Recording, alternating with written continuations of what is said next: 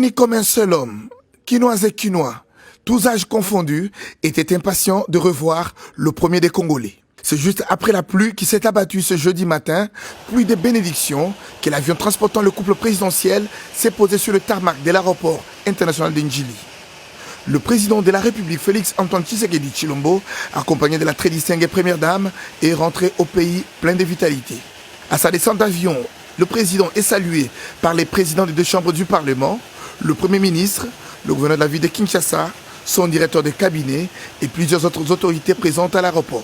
À l'intérieur du pavillon présidentiel, les membres du gouvernement s'étaient arrangés pour réserver un accueil délirant au président de la République. Le cortège présidentiel s'est ébranlé sur le boulevard Lumumba, direction Cité de l'Union africaine. À l'extérieur de l'aéroport d'Ndjili, les militantes et militants ont manifesté l'euphorie. Nous sommes venus pour accueillir notre président de la République et surtout qu'il y a eu beaucoup de choses qui se sont parlées. Oh, il est mort, il n'est plus vivant.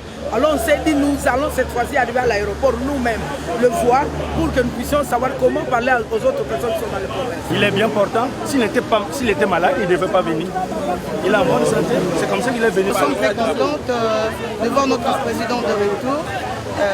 Vraiment, pour moi, je suis vraiment très contente. Et puis tout le monde, toute la société, nous sommes vraiment très contents de recevoir notre président aujourd'hui. Félix Antoine Tshisekedi, avec une minerve au cou, est descendu pour saluer la population.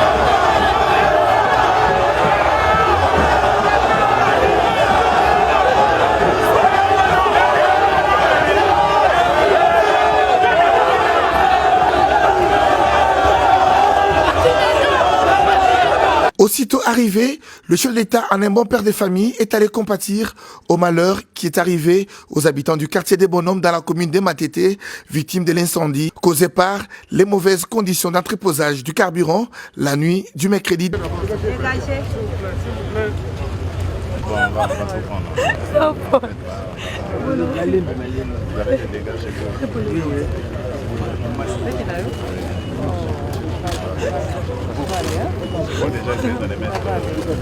Il faut noter que le président de la République a passé 11 jours en dehors de la République démocratique du Congo.